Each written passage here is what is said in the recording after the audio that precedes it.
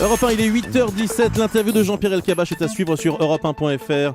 En vidéo, votre invité est donc Didier Migaud, premier président de la Cour des comptes. Aujourd'hui, sommet européen électrique et peut-être coopératif à Bruxelles. Monsieur le premier président de la Cour des comptes, bienvenue. Didier Migaud, bonjour. Bonjour. À la table des 27, comment la France peut-elle faire entendre sa voix et ses arguments avec un déficit pour 2014 de 4 ou 4,2%, alors que les moyennes de la zone européenne, vous le dites avec le rapport de la Cour des comptes, sont proches de 3%. Comment ?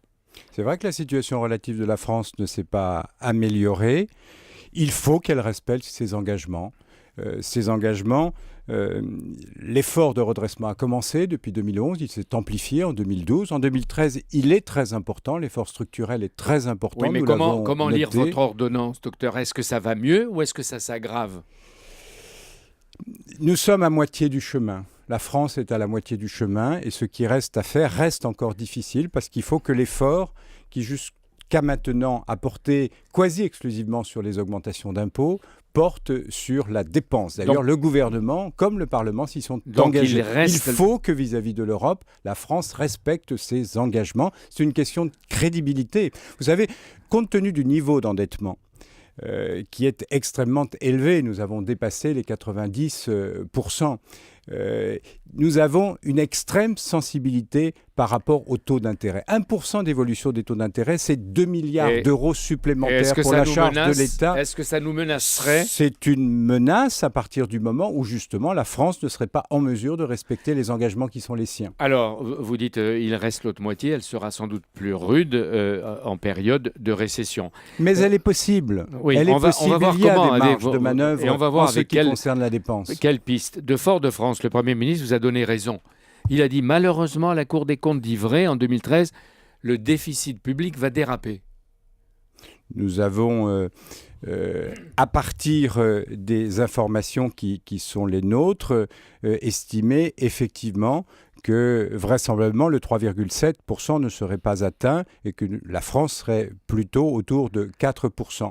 Non pas parce que les engagements en matière de dépenses ne seraient pas tenus. A priori, ça semble maîtrisé sous réserve de précisions complémentaires, mais essentiellement par un calcul de recettes optimiste, trop optimiste et par une croissance qui n'est pas à la hauteur de celle qui était attendue par le gouvernement. Une convergence avec les prévisions de Gilles Carrès qui était là l'autre jour sur l'aggravation pas pour les mêmes raisons. Des déficits en 2013, mais vous dites comme lui autour de 4%, c'est-à-dire que le déficit c'est autour de 80 milliards. Oui, 4%, c'est autour de 80 milliards. 80 milliards. Et le Premier ministre dit à la fin de l'année, nous verrons. Nous verrons quoi ? Des dérives plus graves ? Ce qui est frappant, c'est l'impressionnante franchise de Jean-Marc Ayrault. Malheureusement, c'est vrai. Je n'ai pas à commenter. La Cour fait toujours une analyse objective, neutre, impartiale, et elle s'exprime, je dirais, quels que soient les gouvernements en place. Elle dit ce qu'elle constate, ce qu'elle voit. Oui. C'est-à-dire que vous définissez le mal, vous dites, vous aiguillonnez, mais c'est le gouvernement qui gouverne. Ah, tout à fait. La Cour n'a pas de pouvoir de décision. Non. Nous mettons sur la table un certain nombre de choses. Nous faisons des constats, parce que là, nous sommes dans notre rôle. Nous sommes également dans notre rôle sur votre en mettant Mais sur la table, plutôt un certain nombre de propositions, de suggestions, étant entendu que ce sont les représentants du suffrage universel qui décident. Vous avez lu ce qu'a dit cette nuit à Bruxelles le président de la République. François Hollande a promis de tenir les dépenses de l'État. Alors, on va voir comment. Mais ce n'est pas seulement les dépenses de l'État. Il faut aussi tenir les dépenses des organismes de sécurité sociale. Il faut que les collectivités territoriales contribuent également à l'effort. Tout le monde doit être concerné par l'effort. Alors, pour parvenir aux 3% de déficit dans 2 ans, 2015, votre Cour encourage le gouvernement à économiser 13 milliards en 2014, n'est-ce pas, et 15 milliards en 2015. Ça correspond aux engagements pris par le gouvernement 28 milliards, et validés par le Parlement. 28 milliards en 2 ans, c'est-à-dire encore des efforts avec l'impôt ou pas par l'impôt ? Ce que nous disons, c'est que ça doit être par une maîtrise de la dépense. Alors, les impôts, nous sommes à un taux de 45%.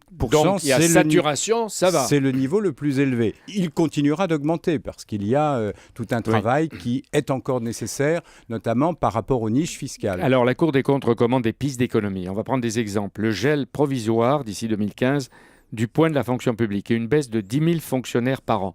Et vous dites, si les fonctionnaires, et même dans les collectivités territoriales, travaillent 2 heures de plus par jour, ça changerait. Qu'est-ce que ça changerait, 2 heures de plus ?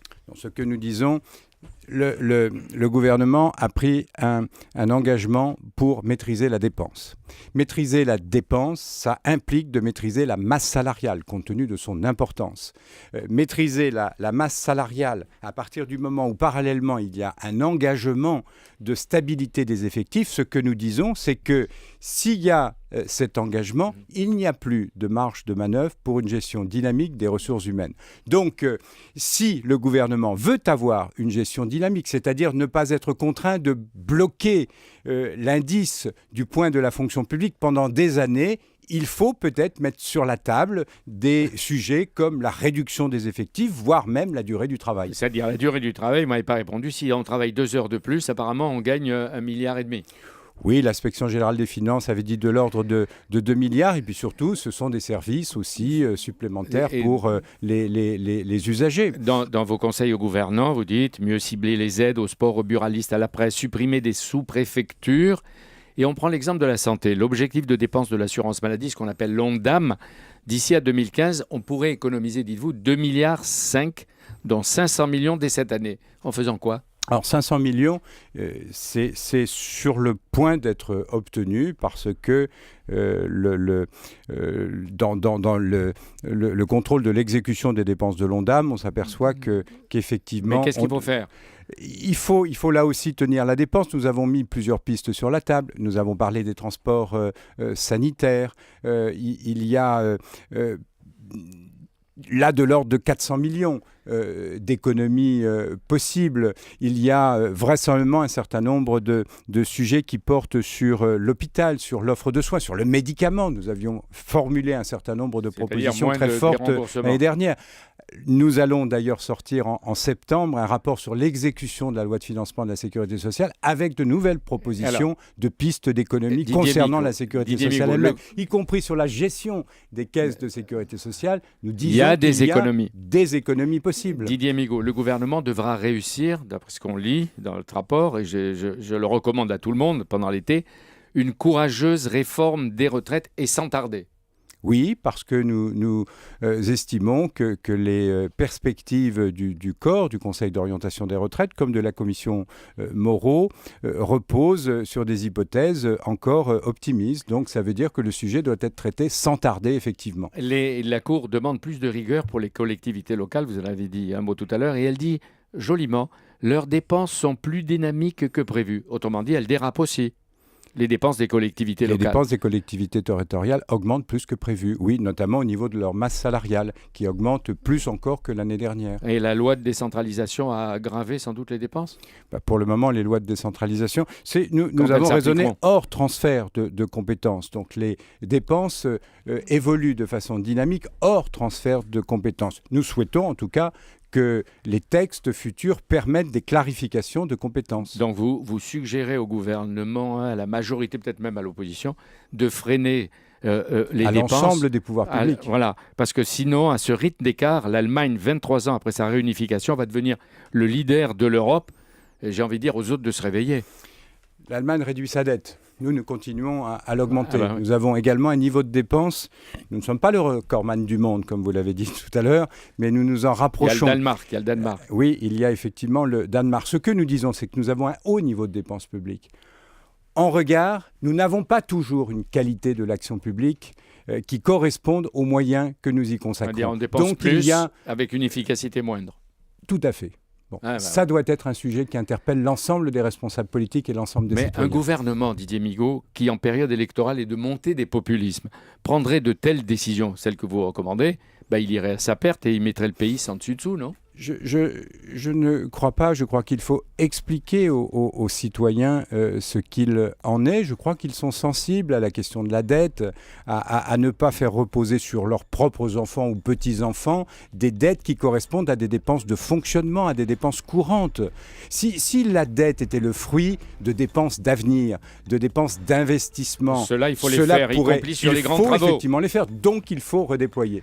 Sur les grands travaux, il faut établir des priorités. La Cour l'a dit. Ce qui a été décidé ou Et avant proposé, peut-être de proposé sur le TGV. lancer des travaux futurs, il faut aussi maintenir le réseau existant, le consolider, l'élargir.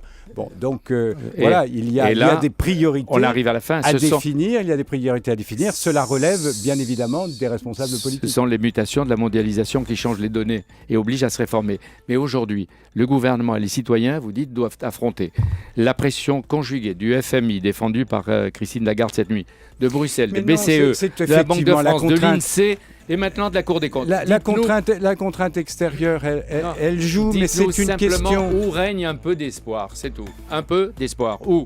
C'est encourageant de savoir qu'il y a des marges de manœuvre possibles par rapport à la dépense. On peut avoir une action publique plus efficace, plus efficiente, sans dépenser moins, voire même en réduisant la dépense. Merci d'être venu, Didier Migaud. Merci beaucoup Didier Migaud. Le rapport de la Cour des comptes. Merci Jean-Pierre. On vous retrouve dimanche, bien sûr, pour le grand rendez-vous sur Europe 1 à 10h.